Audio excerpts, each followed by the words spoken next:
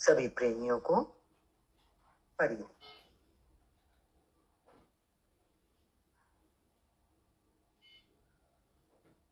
आज जो भजन चला,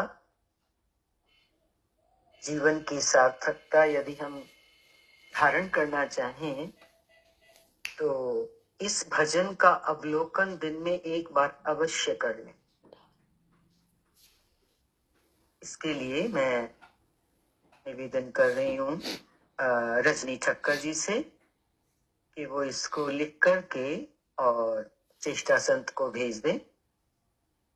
चेष्टा संत इसको ग्रुप में डाल दें ताकि इसके बोल जो है वो सब तक पहुंच सके और सब इसका लाभ उठा सके।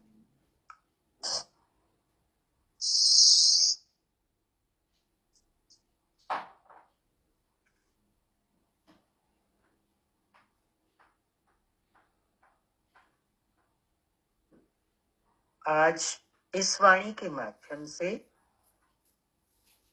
गुरु के बहुत से आशीर्वाद हम तक पहुंच रहे हैं, उनको हम बड़े हृदय से ग्रहण करें। गुरुदेव का कहना है कि आनंद और शांति तुम्हारा जन्म का हक है। ये जन्म से मिला है हमको अधिकार, आनंद और शांति का। और बड़ी अजीब सी बात है कि हम इस आनंद का रस नहीं ले पा रहे अपने जीवन में। ये हमारा हक है, हमारा रूप है, शांति भी।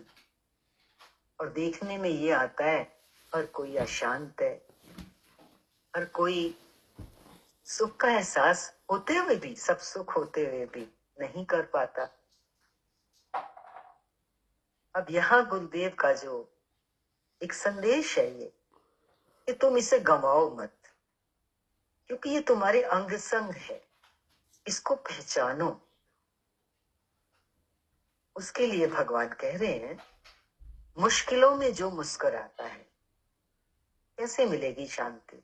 थोड़ी सी भी मुश्किल आ जाती है तो हम अशांत हो जाते हैं ना। गुरु क्या सिखा रहे हैं? मुस्कुराओ।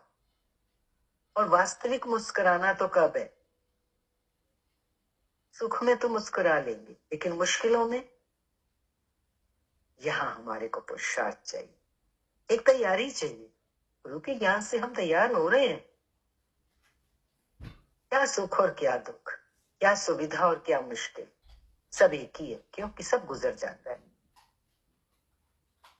मुश्किलों में जो मुस्कुराता है वही भगवान के राज को पहचानता है। कौन सा राज? मुश्किल के पीछे छुपा हुआ राज। देखने में तो मुश्किल लगा, ये मुश्किल आ गई, लेकिन उसके पीछे परमात्मा का वरद हस्त, उसकी पहेली, उसको हम समझें कि क्या दे रहा है वो हमें इसके माध्यम से, क्या कहना चाहता है मुश्किल के माध्यम से। वो तो हमसे हर समय बात करता है, खास तौर पर जब मुश्किलें, कठिनाइयां आती हैं जीवन में।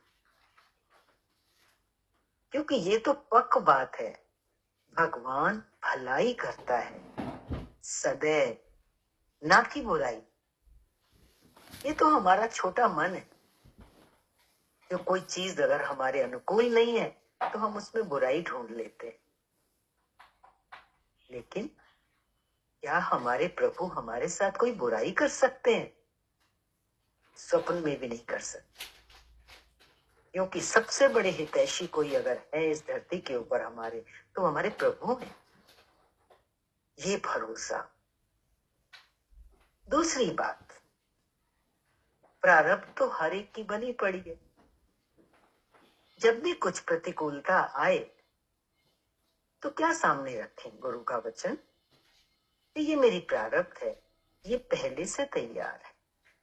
हमारी कोई मुश्किल आए, कोई कष्ट आया तो न जाने हम किन किन चीजों के ऊपर दोषारोपण करते हैं, लेकिन वो मेरे प्रारब्ध का फल है।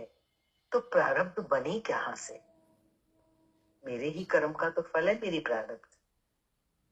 3 तरह के कर्म है ना, प्रारब्ध कर्म, संचित कर्म, क्रियमाण कर्म।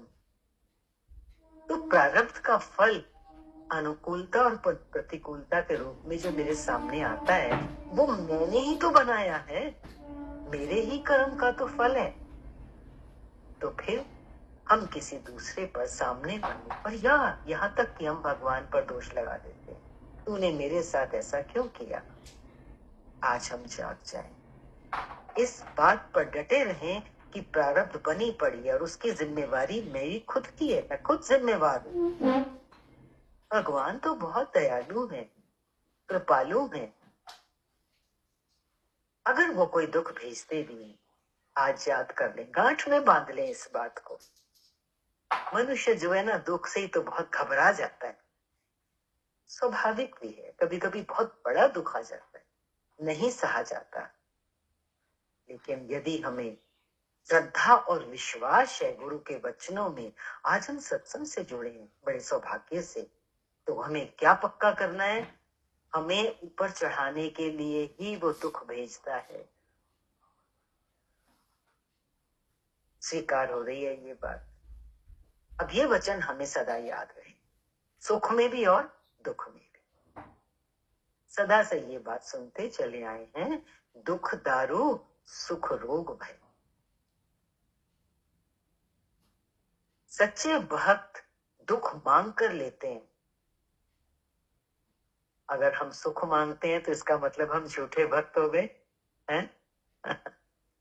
अगर अपने को सच्चे भक्त की कैटेगरी में रखना चाहते हैं तो क्या करना पड़ेगा, हिम्मत करनी पड़ेगी, भगवान मुझे दुख देना, डरना मत। सच्चे भक्तों ने दुख क्यों मांगा ये समझ लेंगे अगर हम, तो हम राजी हो जाएंगे। क्यों दुख मांगा, क्योंकि दुख में ही तो मालिक की याद आती है, दुख में ही तो हम उसे पुकारते हैं, दुख में ही तो वो हमारा सच्चा मित्र साबित होता है। सब छोड़ देते हैं दुख में, सुख में सभी हैं साथी, दुख ना कोई। तो दुख में कौन है फिर हमारे साथ, कैसे निकल पाते हैं, पार पा पाते हैं उस दुख की। अगर वो भगवान हमारे साथ ना होता तो हम कभी उसके पार जा नहीं सकते। तो उस अपने सच्चे मित्र को सदा याद रखें, जो केवल वही हमारे साथ दुख में होता है। सच्चा मित्र तो वही है ना जो दुख में साथ दे। दूसरी बात, दुखों में उन्नति होती है, दुखों में उन्नति होती है। और क्यों होती है उन्नति, क्योंकि जब दुख आता है तो सुख की हम तलाश करते हैं।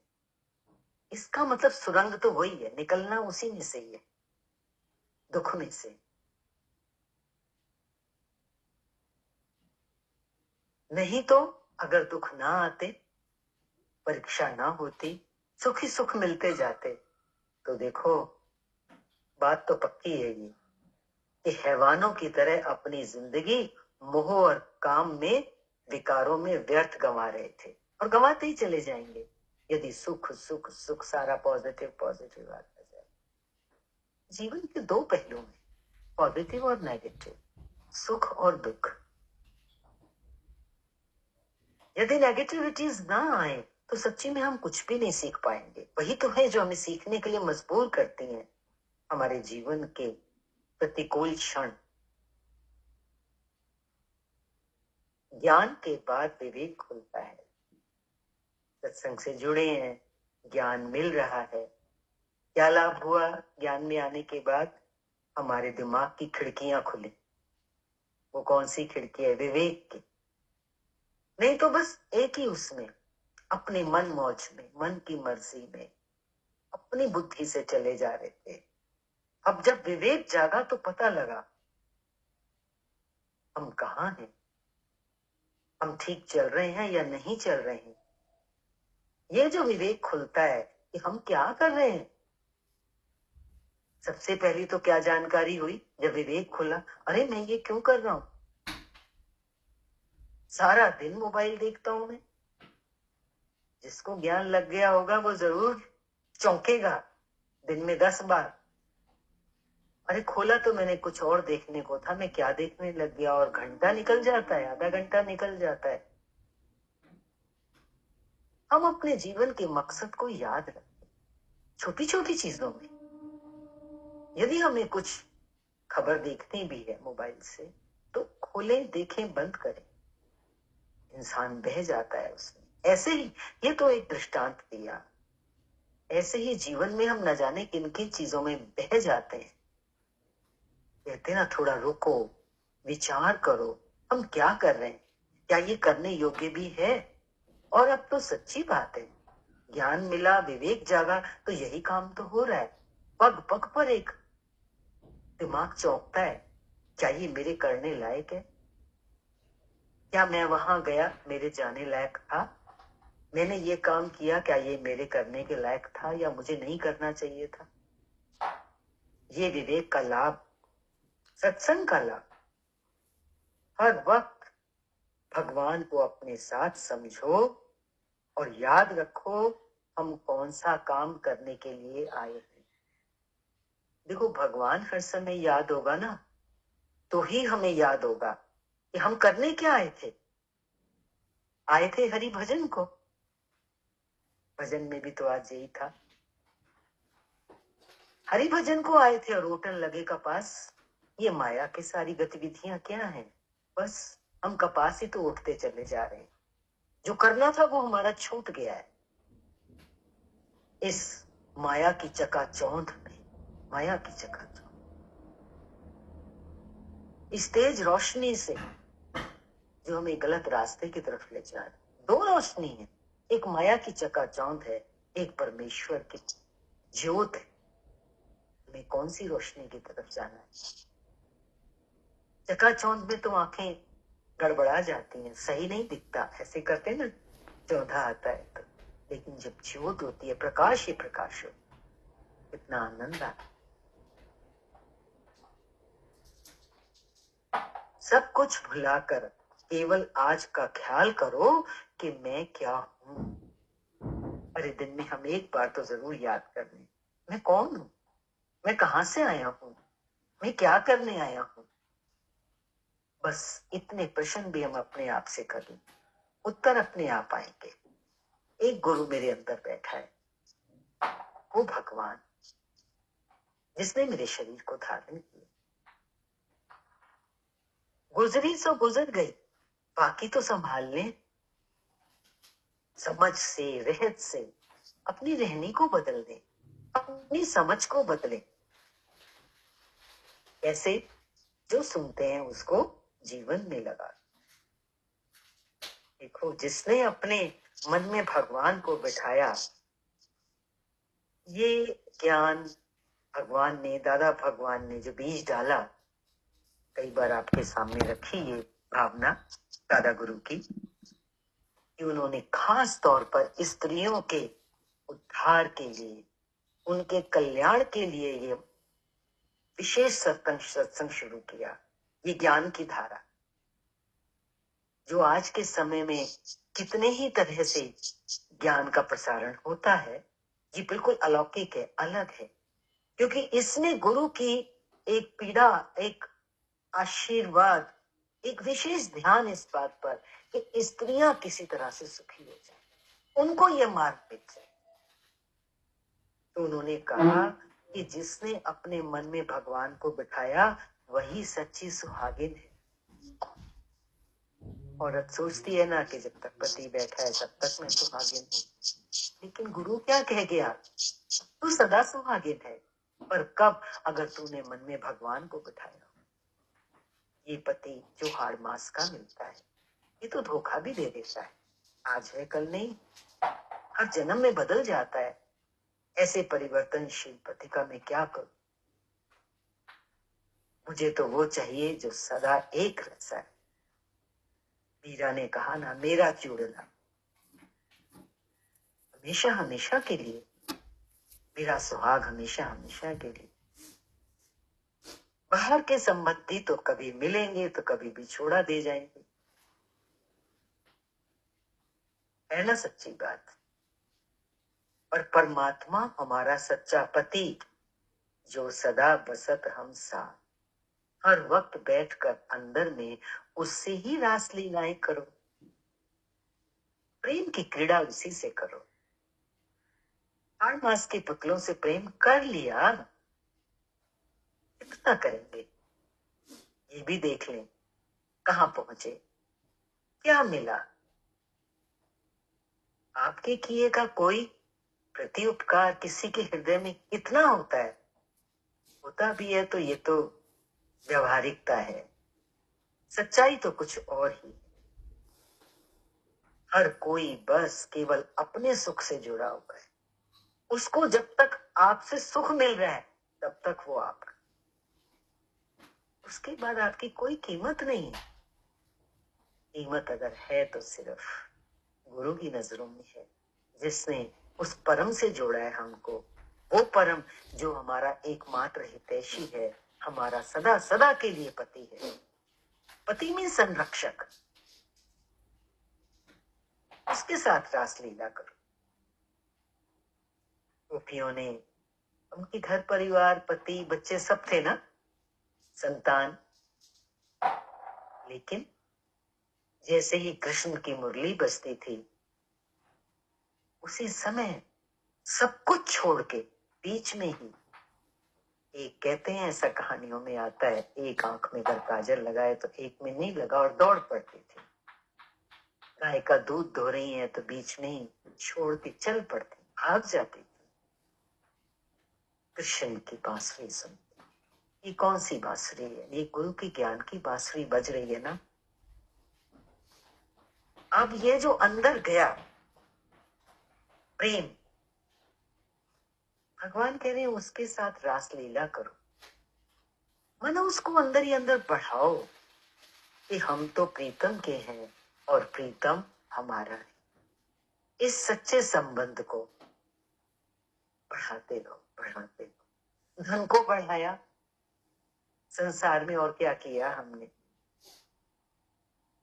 संबंधों को बढ़ाया। पहले 4 थे तो आज जरूर 40 होंगे संबंध। क्या होगा, ये तो सब यही छूटेगा। पर अगर एक संबंध उसके साथ जोड़ लिया तो निहाल हो जाएंगे। हर एक, भगवान हमसे कह रहे हैं तुम अपने को गोपी समझो कि कृष्ण मेरा है, मेरे साथ। हर गोपी जब रास करती थी तो क्या सोचती थी, कृष्ण मेरे साथ रास कर। और अनंत गोपियों के साथ कृष्ण अलग अलग होते थे। तो आज हर जीव के साथ आत्मा रूप में परमात्मा साथ है। देर तो हमारी है कि हमने उससे प्रेम नहीं किया। आज कर ले, शुरू कर ले और फिर उसी में रमण करें। होगा क्या, हमने संसार के आधार रखे। गुरु ने क्या कहा, ये सच्ची डोर बांध लो प्रेम की तो फिर किसी का भी आधार नहीं रखना। क्योंकि सच्चाई भी यही, अगर आधार है सच्चा एकमात्र तो वो तो परमेश्वर का ही तो है। दुनिया वालों का थोड़ी सच्चा आधार है, वो टेम्परेरी है। सुना भी होगा सदा, पराधीन सुख सपने होना है। पराधीन माना ये जो बाहर के आधार हमने ले रखते हैं, पति का आधार, पुत्र का आधार, धन का आधार, संपत्ति का आधार, इनमें सुख है क्या? इनमें सुख इसलिए नहीं है कि इस बात को हम धारण करें कि ये सब छूटने वाले हैं। छूटे ही हुए हैं, हम कितना सुख उनका ले पा रहे हैं। ये तो हमारा एक भ्रम है कि ये चीजें हमें सुख दे रही हैं। सुख तो हमारे भीतर है, माल खजाना हमारे अंदर है, बस हमने कभी झांक के देखा नहीं, भीतर प्रवेश नहीं किया, इसलिए हम उससे अवगत नहीं है और बाहर की चीजों से जुड़ के सोचते हैं हम इस चीज से सुखी, हम इससे सुखी, हम उससे सुखी। गुरु इस भ्रम को ही तोड़ने आया कि वो तो सब व्यवहार के लिए, काम चलाने के लिए चीजें हैं। तूने तो उनको ही सब कुछ समझ लिया। ये बचपना, ये नासमझी छोड़नी है आज हमको। मैं शेर शिवोहम हूं, बकरी क्यों बनूं?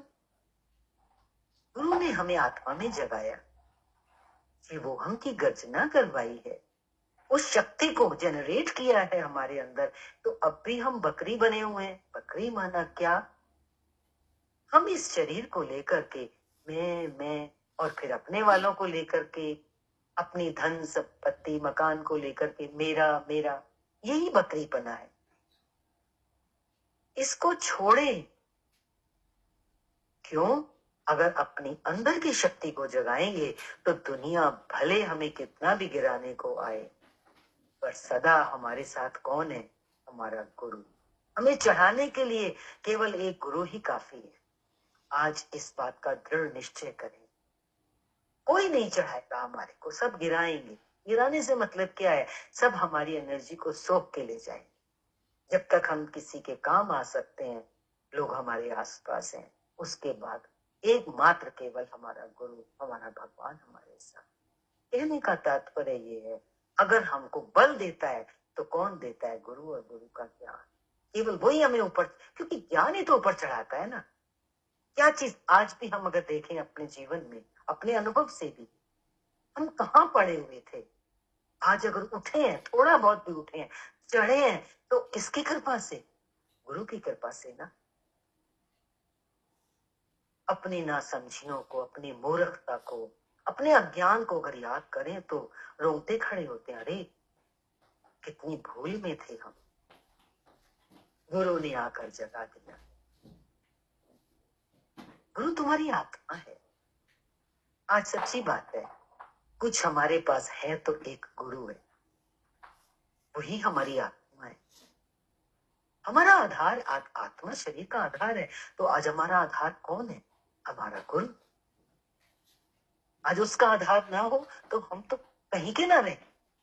आज उसी के सदके हम जिंदा हैं। हम अपने जीवन का लाभ ले पा रहे हैं, समझ पा रहे हैं। वो मेरे अंग संग है। घड़ी भर भी बुलाऊं ना, उसको भुला दूं गुरु को, तो कलयुग आ जाएगा। कलयुग बाहर नहीं है, कलयुग गुरु को भुलाने में है। गुरु को भुलाना माना क्या? अज्ञान में चले जाना, माया में चले जाना।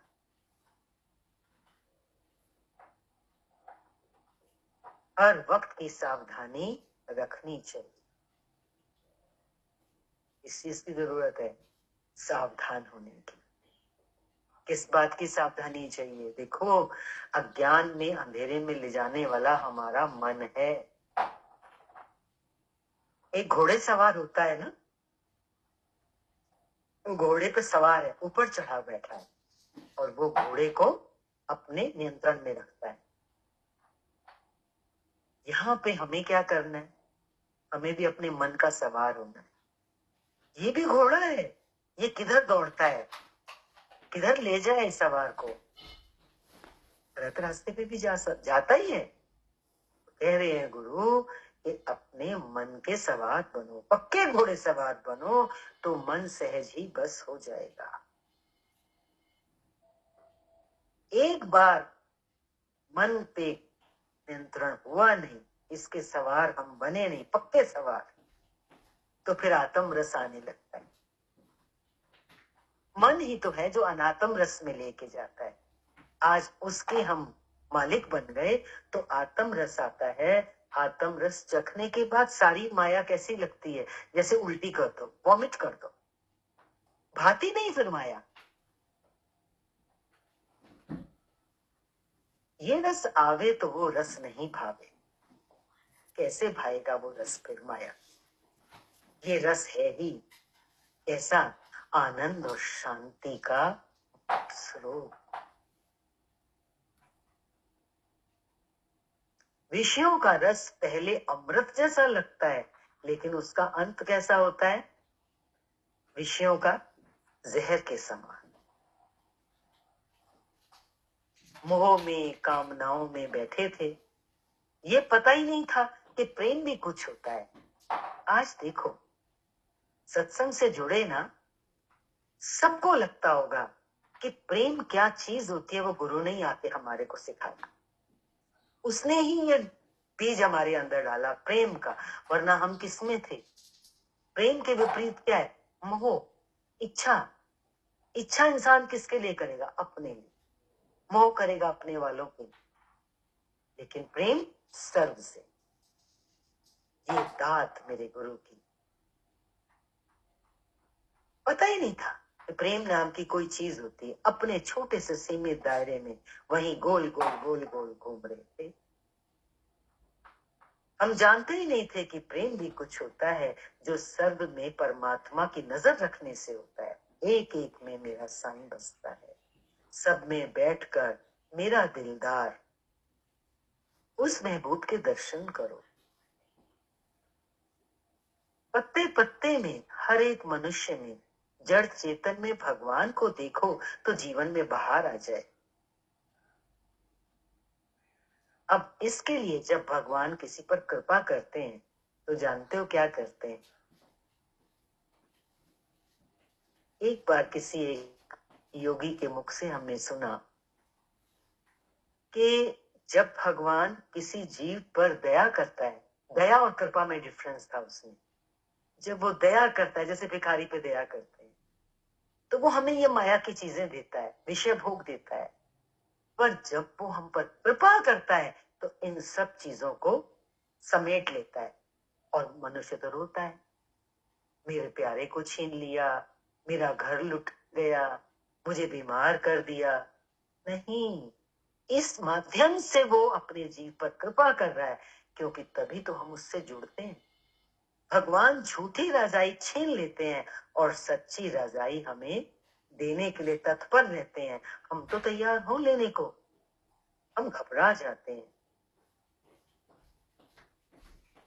तुम अपने को सारी सृष्टि का मालिक समझो, कुछ भी हो जाए तुम कहो मैं शहंशाह हूं, तो कुछ मेरा लुटता है तो लुटे, मैं तो सृष्टि का मालिक हूं।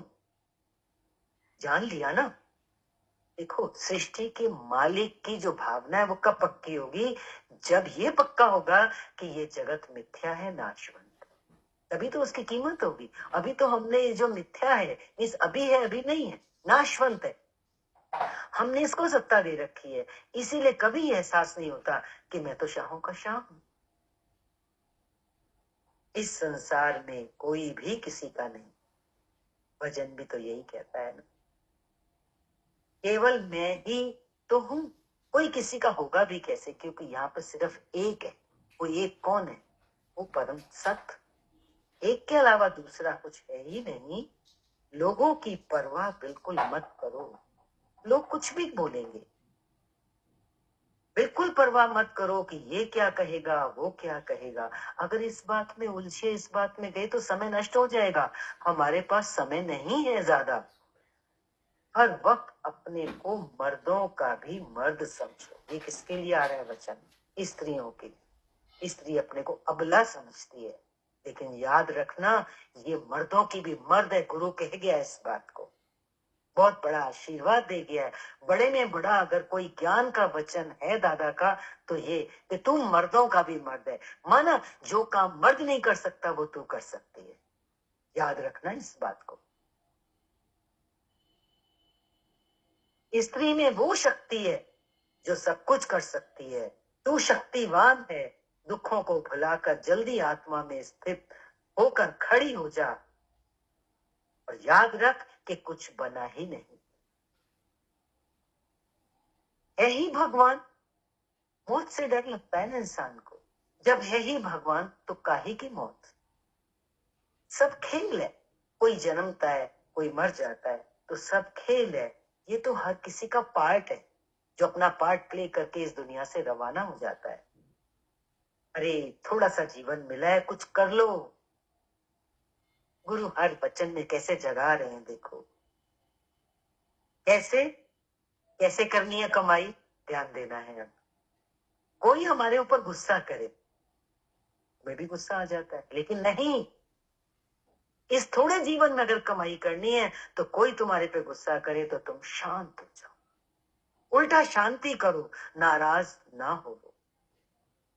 इस जिंदगी में जितना निरादर सह सको उतना सह लो, और याद रखो कि दूसरे का निरादर ना हो। मेरे से जितना मैं सह सकूं उल्टा चलूं, मैं सहूं। मैं अगर चाहती हूँ कि सामने वाला मेरे से प्यार करे तो पहले तो मुझे ही प्यार करना चाहिए, तभी तो वो भी सीखेगा ना। हमने गुरु से सीखा है क्योंकि प्रेम करना, और हम सामने वाले से उम्मीद करते हैं जिसको भी गुरु नहीं मिला, तो हम वो आदर्श रखेंगे जैसे हमें कहीं से मिली दात सामने वाले को हमसे मिल जाए। पहले मुझे करना चाहिए, जो मैं करूंगी उसकी वापसी ही तो मुझे मिलेगी। कहते ना, जो हम देते हैं वही लौटकर हमारे पास आता है। और याद रखें, पदार्थों में कोई सुख नहीं है। किसमें सुख है? इच्छाओं की निवृत्ति में। इच्छाओं से ऊपर उठ जाना, इच्छाओं से उपराम हो जाना ही सुख का राज है। निरिच्छा अवस्था में ही सुख और आनंद है। आनंद और शांति हमारा जन्म कहा का ये पहला वचन था आज। और आनंद और सुख किसमें है? निरिच्छा अवस्था में। तो अपनी अवस्था ऐसी बनाए, मन की स्थिति, कि मेरे अंदर भूले से भी कोई इच्छा पैदा ना हो। इसके लिए क्या करें? तीव्र पुरुषार्थ करें। क्यों? कि गुरु कह रहे हैं अपने तीव्र पुरुषार्थ से ही ये ज्ञान पा सके। सुनना अपनी जगह पर है, लेकिन आचरण में लाना, इसके लिए पुरुषार्थ करना है। देखो, अगर पुरुषार्थ नहीं करेंगे ना, तो भगवान, बहुत महत्वपूर्ण बात, आखिरी वचन है, दुनिया में सब तर जाएंगे पर एक आलसी पुरुष नहीं तर सकेगा। सुन लिया, आचरण नहीं किया, याद नहीं रखा, सत्ता नहीं दी गुरु ज्ञान को, ये तो आलस हो गया ना, प्रमाद। और प्रमाद ही तो मृत्यु है। कोई भी तर जाएगा लेकिन आलसी पुरुष कभी तर नहीं सकेगा। और गुरु कह रहे हैं, इतना समय हो गया, अगर तू आज मुक्त नहीं हुआ तो फिर कभी नहीं होगा। आज के आज, अभी के अभी मेरा काम पूरा हो, मैं दृढ़ संकल्प करूं अपने लक्ष्य का और गुरु के वचनों पर श्रद्धा और विश्वास का, तो मैं तर जाऊं। हरि शांति शांति शांति। हरिओम आंटी जी। हरिओम। आंटी जी, एक बीच में पॉइंट आया कि सारी दुनिया भले ही गिराने आए, पर बस एक गुरु ही है जो मुझे चढ़ाने के लिए काफी है। हाँ। तो मतलब मेरा आधार गुरु ही है। तो हम सबके लिए सबसे बड़ा लेसन यही है कि हम अपना आधार और दुनिया में, दुनिया वालों में इधर उधर ढूंढते हैं, जो कि सब हमें गिराने के लिए बैठे हैं। तो गिराने का मतलब ऐसा कुछ नहीं है कि हमारा कोई लॉस हो रहा है या कुछ है कि वो गिराने बैठे हैं, पर हम मॉरल अपने, मतलब हर चीज में हम डाउन होते जाते हैं, डाउन होते जाते हैं। पर मेरा गुरु ऐसा है जो सदैव मुझे ऊपर उठाने के लिए बैठा है। और उन्होंने ही बोला कि मैं शेर शिवोहम हूँ, तो बकरी क्यों बनूं? तो ये भी आया कि बकरी माना क्या, कि बार बार मैं मेरा मेरा, ये मेरा, ये तेरा। सिर्फ गुरु को ही अपना बना लो ना। तो वो जैसे आपने भी एक वो कहानी सुनाई थी कि राजा के महल में सब बट रहा था, तो समझदार ने जाके राजा को ही पकड़ लिया कि जब राजा ही मेरा हो गया तो सभी कुछ मेरा है। तो हम मैं करके इसको पकड़े, उसको पकड़े, इसका आधार बनाए, उसका आधार बनाए, उससे बेटर कि एक गुरु को अपना अगर आधार बना लें कि मेरा तो जो होना है सिर्फ गुरु के सहारे और गुरु ज्ञान के सहारे होना है, तो मुझे और किसी चीज की आवश्यकता नहीं है। फिर आंटी जी, शुरुआत हुई आनंद और शांति के पॉइंट से कि आनंद और शांति हमारा जन्म सिद्ध अधिकार है। तो एंड में उसका पूरा तरीका बता दिया, सारा निचोड़ निकाल के, कि निरिच्छा हो जाएंगे तो ये आनंद और शांति आप पे ही आ जाएगी। क्योंकि हर तरीके की हलचल का कारण जो है इच्छा है हमारी, जो आप बताते हैं कि इच्छा मात्र अविद्या। तो वही कि अब अगर ज्ञान में आकर इतनी विद्या पाकर भी हम निरिच्छा नहीं हो सक रहे, तो वो भी हमारी कमी है और हमारा ही कहीं ना कहीं लॉस हो रहा है। आगे आया कि कोई दुख आए तो सोचें कि मुझे ऊपर चढ़ाने के लिए आया है। बहुत अच्छा पॉइंट था कि वही दुख में शिकायत सबसे पहले आती है, और शिकायत भी किससे? अपने परमपिता परमात्मा से, जिनको हम धनी साईं कहते हैं कि वो मेरी हर चीज पूरी कर रहे हैं। ठीक है, तो कोई भी दुख आए तो सोचे कि मुझे ऊपर चढ़ाने के लिए आया है। और हमेशा बोला कि एक काम याद रखें कि मैं कौन हूँ और क्या करने आया हूँ, मेरा क्या काम है। ठीक है, फिर एक पॉइंट आया कि प्रेम केवल परमपिता परमात्मा से करना है। ज्ञान से प्रेम करो, उसे ही बढ़ाओ। गोपी बन जाओ। जैसे हर गोपी को कुछ भी होता था तो जरा सी बात, वो कुछ भी कर रही है, काजल लगा रही है, अपनी वो बिलो रही है, कुछ भी कर रही है, परमात्मा की धुन मतलब श्री कृष्ण की धुनी सुन के भाग जाती थी। तो हमारा भी हर समय कोई भी हलचल आए लाइफ में, मैं कितने भी इंपॉर्टेंट काम में बैठी हूँ पर गुरु वचन हमेशा मुझे याद रहने चाहिए, उन्हीं पे ही सारा मेरा प्रेम होना चाहिए, किसी और का आधार नहीं।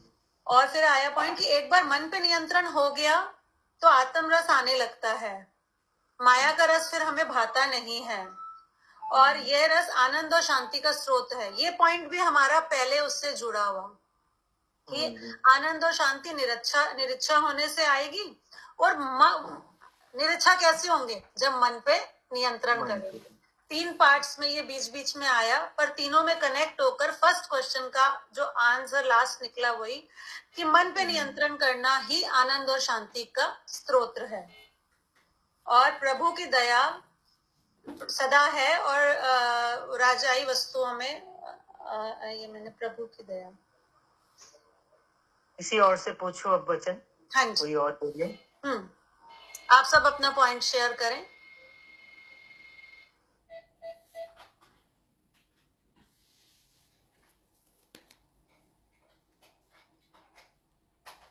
कोई एक आध लोग माइक कैमरा ऑन करें, क्योंकि उसके बाद ना फिर वो पता नहीं आज पायल है कि नहीं, आज नहीं जुड़ पाए, सुदेश थे।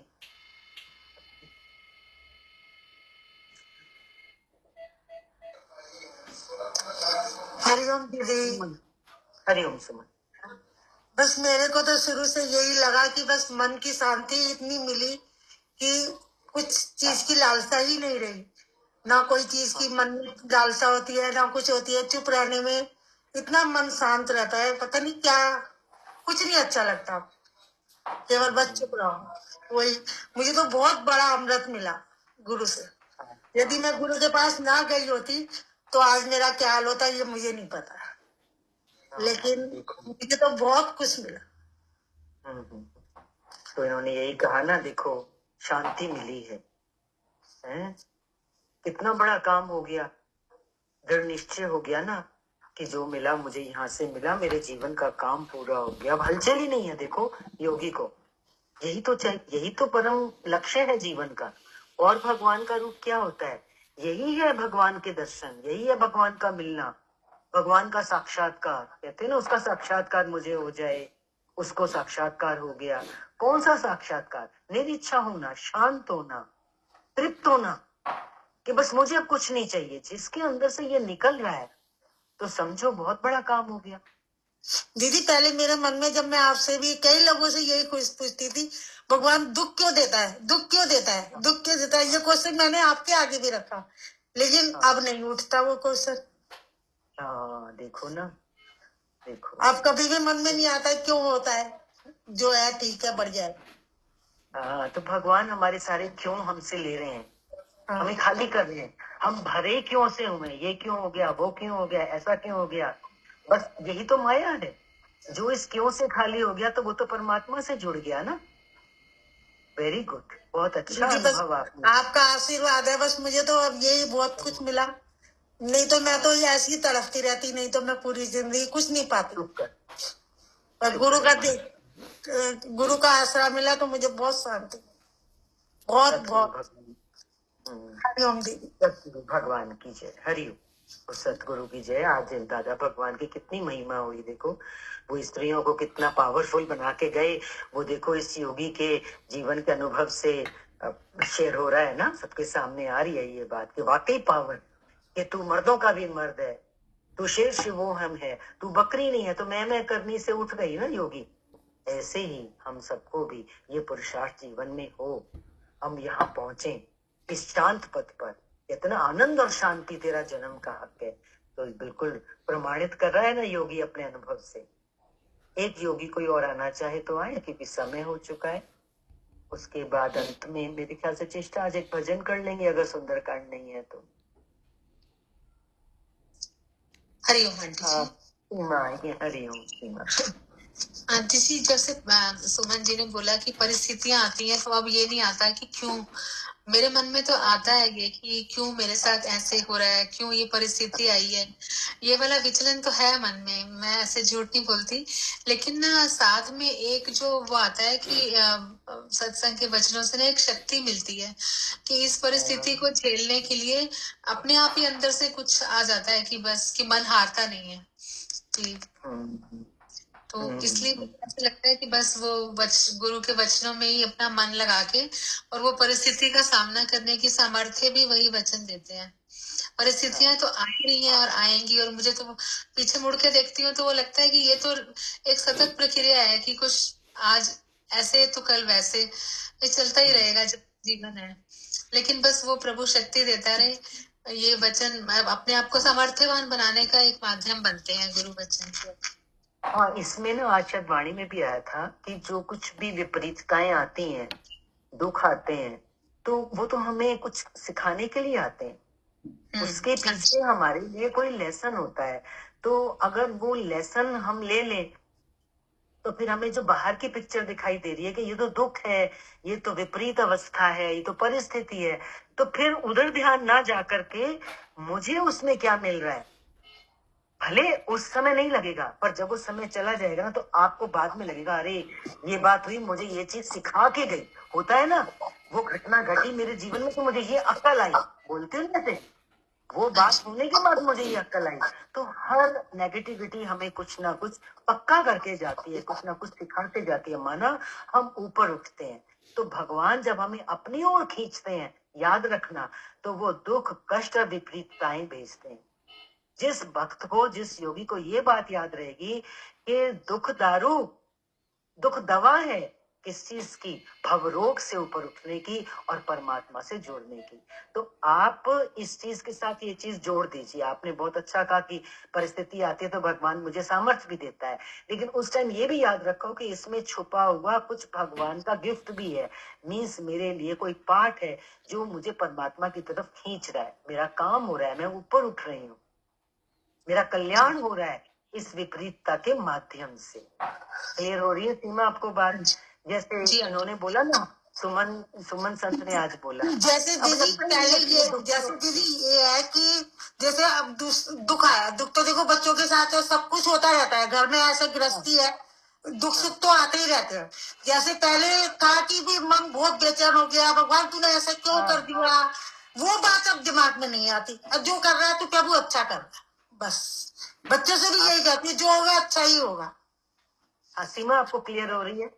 देखो योगी बोल रहे, योगी के अनुभव से योगी जल्दी लेगा कि देखो अगर वो उठ गया, अब आता ही नहीं है मन में कि ये ऐसा क्यों हुआ।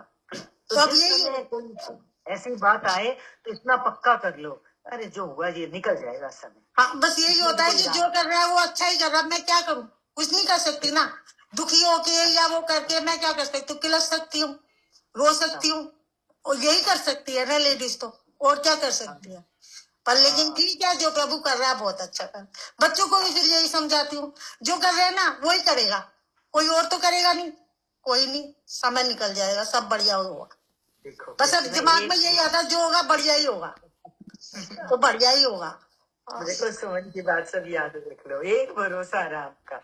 बच्चों को भी यही बोलो, जो होगा अच्छा होगा। क्यों रोना धोना करना, किलसना। पहले दीदी ना बहुत किलसती थी, बहुत सोचती थी, बहुत सिर भी फोड़ती थी अपना भगवान के आगे, लेकिन अब नहीं। अब मेरे को पता नहीं क्यों, जब से मैं आपसे जुड़ी हूँ ना, अब तो मेरे को बहुत ज्यादा है। और नहीं, मैं बहुत लोगों के आगे यही क्वेश्चन करती थी कि भगवान दुख क्यों देगा, कुंती ने क्यों मांगा दुख से तो इंसान दुखी होता, क्यों मांगा उसने। अब सोचती हूँ हाँ ठीक है, दुख इसलिए ही मांगा है कि दुख में भगवान तो याद रहता है, सुख आ जाएगा तो मैं तो सब भूल जाऊंगी, तो दुख में याद है ना वो। आज का असली सत्संग सुमन कर रही है, सब सुन लो। मैं तो कुछ नहीं, आपसे बस अनुभव के अंदर की ये जो जीते जागते अनुभव होते हैं, इनमें बहुत शक्ति होती है। इन्हीं की तो हमें जरूरत है, तभी तो हम आपसे कहते हैं आप शेयर करो, क्योंकि आपके अंदर पावर से निकलती है वो चीज जो गुरु ने डाली है।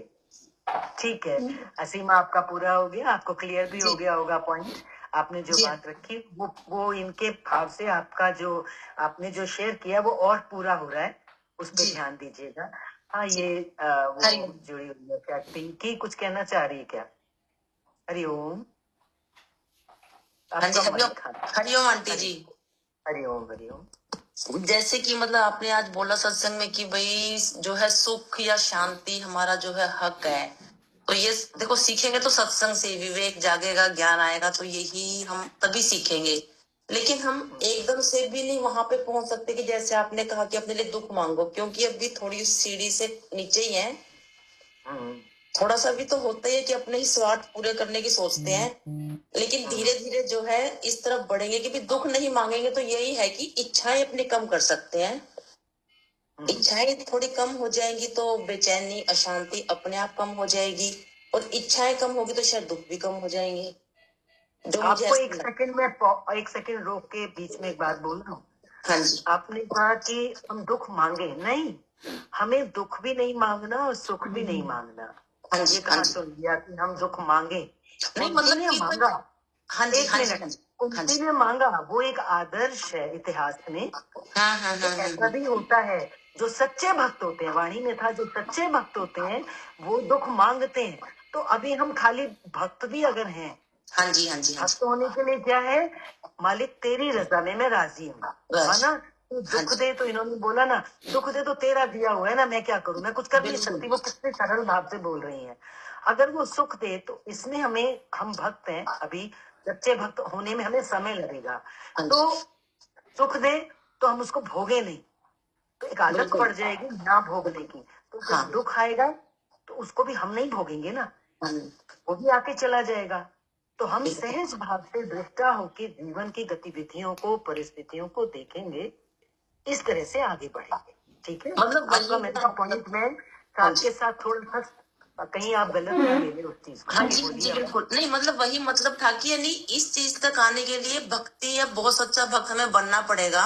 और जैसे गृहस्थ जीवन में रहने के बाद तो हम ऐसा नहीं सोच सकते ना कि भाई मतलब हमें भगवान दुख दे, या भाई मतलब वही मैं कैसे समझाऊं कि पॉइंट यही था कि दुख में भी दुखी ना हो और सुख में ज्यादा जो है अपने को भगवान को भूले नहीं, सुखी ना हो। कि मतलब यही है कि सुख में तो हम फिर भी भगवान को भूल जाएंगे, अगर सुख आएगा तो भगवान को भूल जाते हैं, और अगर दुख आता है तो हम उसको याद रखते हैं।